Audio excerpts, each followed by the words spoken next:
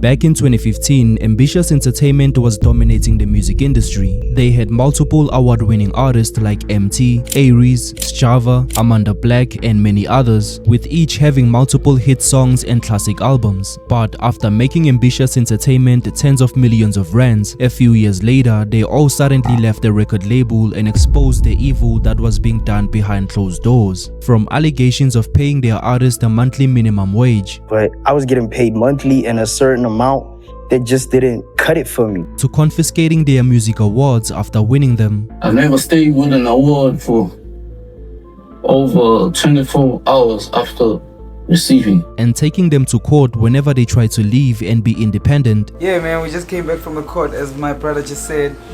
And yeah, man, we came back with a W, with a win. Of course, man, it's W this time. If record labels were reviewable, then Ambitiouz Entertainment would receive a 1 out of 5 star rating for how terrible they treat their own artists, which is why the label's greediness led to its own downfall. Ambitiouz Entertainment was founded in 2015 by Kgosi Mahumapelo, and a few days after its creation, the label immediately signed multiple artists like Fifi Cooper, A-Reece, BTnchMarQ, Emtee, MrQ, and DJ Citi. Within the first year, they already had 3 hit songs, which made Ambitiouz Entertainment a popular record label for upcoming artists who wanted to make it big in the music industry. For example, in July 2015, Emtee released his first DIY project that fans absolutely loved. A month later, in August, he also released the biggest song of his career, Roll Up, which also won an award for Song of the Year at the 2015 SA Hip Hop Awards. I'd like to thank each and every one of y'all sitting up in this for bumping my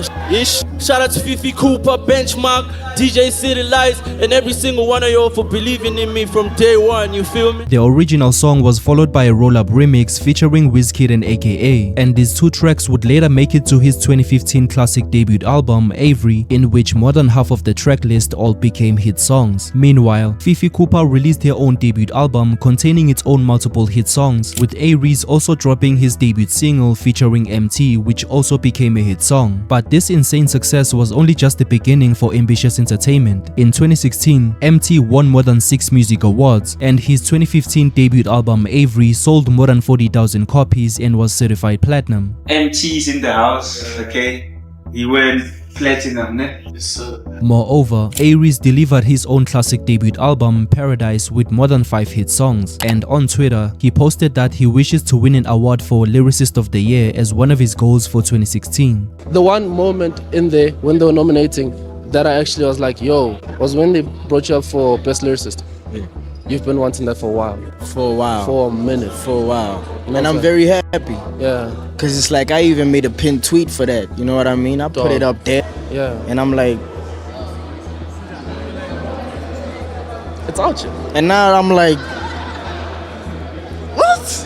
So what's left is for me to collect that thing, man, and then we nice. And that wish would come true after he won Lyricist of the Year at the 2016 SA Hip Hop Awards. Additionally, Ambitiouz Entertainment signed 2 new artists, Sjava and Amanda Black, who both immediately released 2 successful debut albums, while at the same time, MrQ was dominating with the hit song Amen, featuring all Ambitiouz Entertainment artists except for Amanda Black. And strangely enough, despite the record label's success and popularity, A-Reece along with Fifi Cooper and BTnchMarQ announced that they were leaving Ambitiouz Entertainment for good. To whom it may concern the most, the fans, I would like to say that I am no longer part of Ambitiouz Entertainment as of moving forward. I thank the label and its remaining artists in abundance for making this journey interesting and everything they've done for me. I'm currently pushing myself 10 times harder to keep the consistency going by working on new content for all my loyal followers. To those in favor of me growing and expanding, I promise not to disappoint. You are now introduced to a new genesis, A-Reece Can't Die. On the same day, shortly after A-Reece's tweet, Fifi Cooper took to Instagram and posted, "Listen, note that I am no longer an Ambitiouz Entertainment artist. It's been good, but all good things come to an end. I've decided to push Fifi Cooper under Fifi Cooper's record label, Mo Cooper Records. I've learned, I'm ready, and it's time." Similarly, BTnchMarQ also put out their own statement on Twitter, which for whatever reason they later deleted. And allegedly after this, Ambitiouz Entertainment started sending emails to radio stations and TV networks like MTV Base and Channel O, warning them to not play any music by A-Reece, Fifi Cooper and B3nchMarQ, or else it will result in Ambitiouz Entertainment copyright claiming the music that is being played or performed. B3nchMarQ responded to this alleged email by tweeting, "We agreed that we ain't gonna play dirty. We had a meeting on Thursday, but y'all are playing dirty. We just wanted to leave, nje." To make matters worse, A-Reece went on Peltusi's Behind the Story and expressed that the reason he left Ambitiouz was because they were taking advantage of him and not paying him enough money. I wasn't getting paid, and I felt like my art direction was being taken into a whole new domain, you know, that I'm not comfortable with. But beyond that, I was just not getting paid. I'm supposed to get paid. You were done wrong, basically, but definitely taken advantage of in that situation. Would you agree with me if I said that? I feel like most artists in the label are taken advantage of. Which seemed to be the main concern also shared by Fifi Cooper.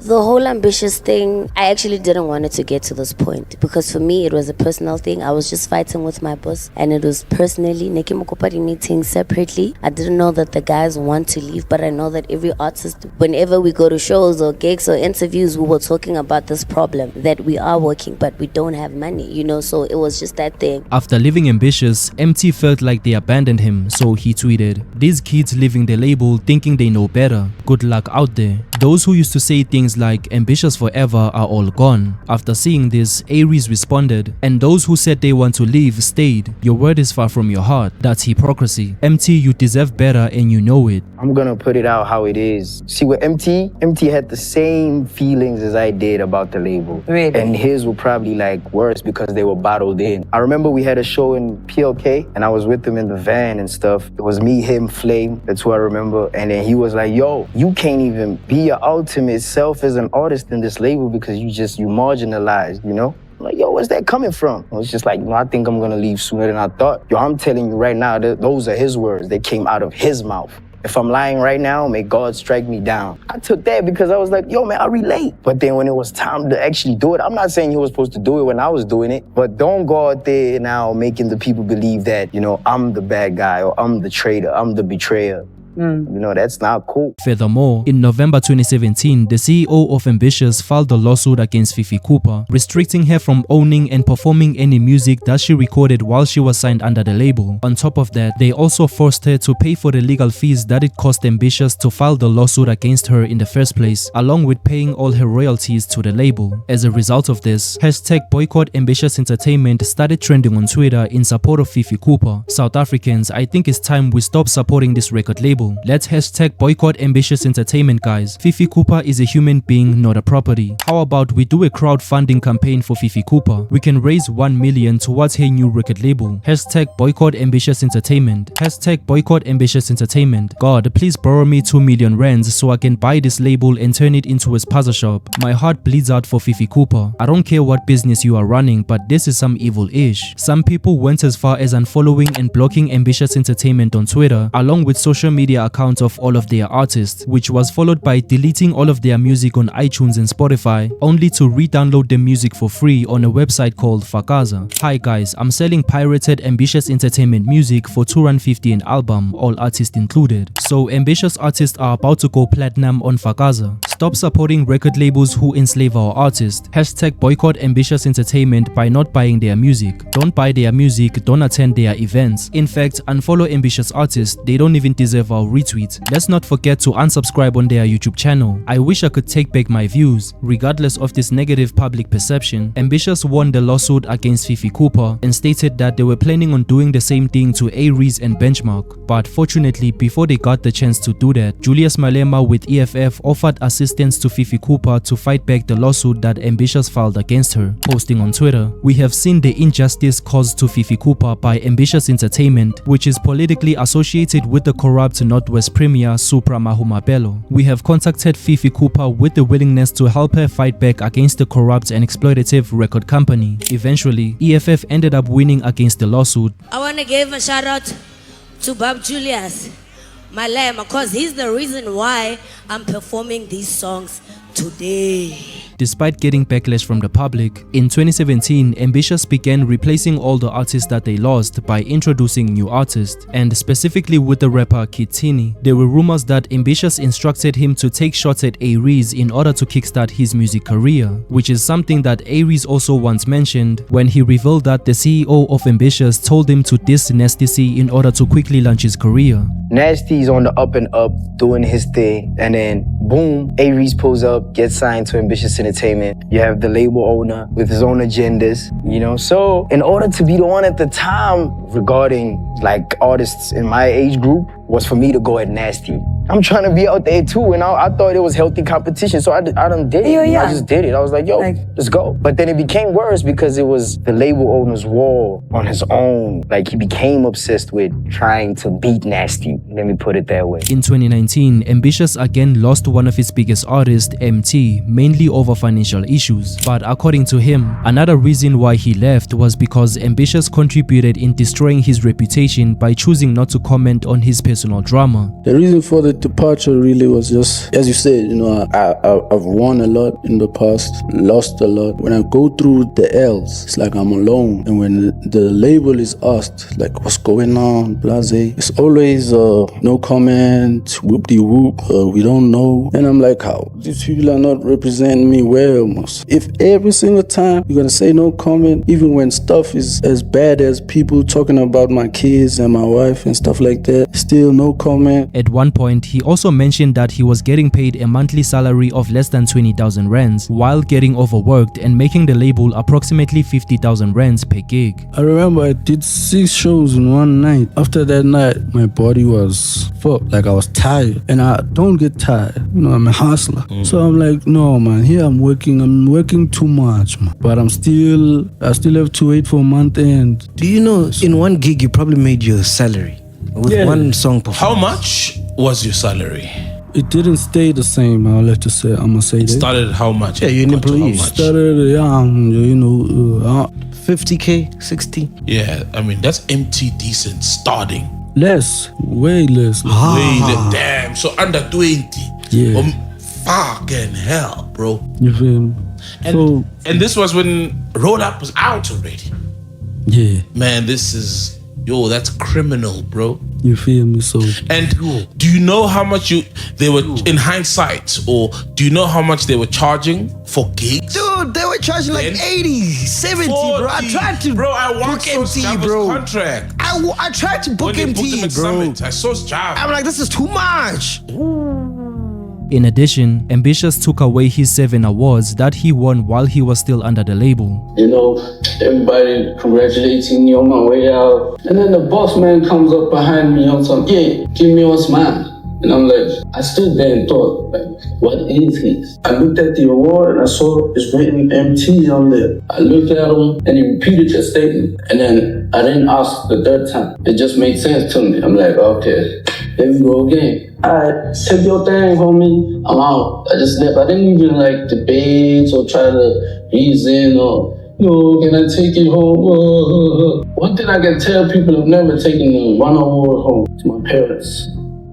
Ever. I've never stayed with an award for over 24 hours after receiving, which was something weird because they all written my name on it. I mean, till this day, there's still only God knows where. Shortly after Emtee left the label, artists like Citi, La Sauce, Saudi, Sjava, Gigi Lamayne, and Loiso all left Ambitiouz Entertainment by the end of 2020. But at the same time, Ambitiouz signed 2 new artists, Indaba Yase Dubai and Malume Vector, who both unsurprisingly would later have issues with the label later on. For example, in November 2020, Indaba Yase Dubai was featured on a song called Imali Ening by Big Zulu, which became a big song with more than 21 million views on YouTube. Despite this, in April 2022, Indaba Yase Dubai posted on Facebook, "I'm not fighting with Ambitiouz Entertainment, I'm fighting for the fact that I'm in a big song which made money but I haven't received a cent from it. Imali Ening also had an opportunity to be featured on a KFC deal. I didn't get anything from that. Besides that, I haven't got a cent from the song. Whoever claims I was paid money, he or she is lying. The only money I have and survive with is the 3.7 I receive from Ambitiouz Entertainment every month. Also, the money I receive when I'm booked. Almost immediately, Ambitiouz responded by saying the 3.7 is for food allowance he receives while receiving more money on top of that. It's just a portion of what he receives. That's a person who knew they were emotionally manipulating the public. He's not even counting the 12,000 rands monthly accommodation. Ambitiouz also flooded Twitter by posting bank statements to prove that they were paying Intabayasi Dubai all the money that he earned. But the problem is, these bank statements only show payments for bookings and not the payments for royalties that were supposed to be paid monthly. This one is for bookings, let's see the one for his salary. But that one is for bookings, we want to see the money made by the song. Read and read again. He agreed that you do pay for bookings. Monthly royalties is what he's questioning. Stop dodging the bullet. Why would you sign to Ambitiouz, dog? With what happened to Emtee, A-Reece? Like, his stories in Zipa. Yeah,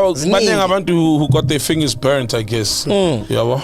engayitshela khona ukuthi nombani uyadinga ukuthi abe ne-experience yakhe. And then those statements, because they showed statements where they paid you like 90,000. Yeah, so when I'm a proof of payment, 20,000, 90, or from Absa, 20, I forgot the other figures. I think I 2 or 3. Kodwa bonele ukuthi abhale ukuthi bookings.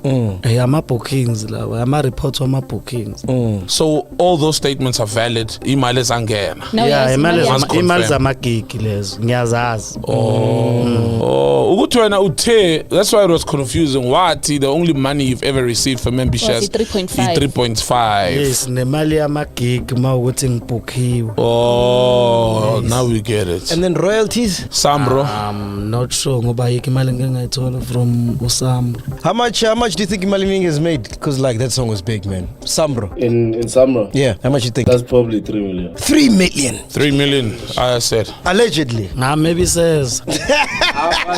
On the other hand, the owner of the song Big Zulu was also getting attacked online, but he himself shifted the blame to Ambitiouz. Kodwa ke phela into ekumele ni understand uDubai usayiniwe under iAmbitiouz. So yonke into esiyenzayo ipaperwork yenziwa iAmbitiouz. Yonke imali, ama rights, yonke into kaDubai ise Ambitiouz. Imali yonke engenayo alikho ngisho isent la kaDubai or imali eshodayo ekaDubai esenkabi record. 1 year later, Intabayasi Dubai, along with Miss Prue, Black Diamond and Malume Vector, all parted ways with Ambitiouz. But of course, not all of them could leave without taking the label to court. As in April 2023, Malume Vector took Ambitiouz to court, suing them for copywriting and claiming ownership of his new music even though he was no longer signed under the label. But unfortunately, before the court made a ruling, Malume Vector would pass away in a tragic car accident in July 2024. Similarly, Black Diamond also filed a lawsuit against Ambitiouz with the complaint that they were copywriting their new music and trying to take it down from YouTube and other streaming platforms. Yeah, man, we just came back from the court, as my brother just said. And yeah, man, we came back with a W, with a win. Of course, man. It's W this time. I don't know if people have been following along, isn't the way they were happening. So we would drop music and then our previous record label would just go out there on YouTube and try to take down our music.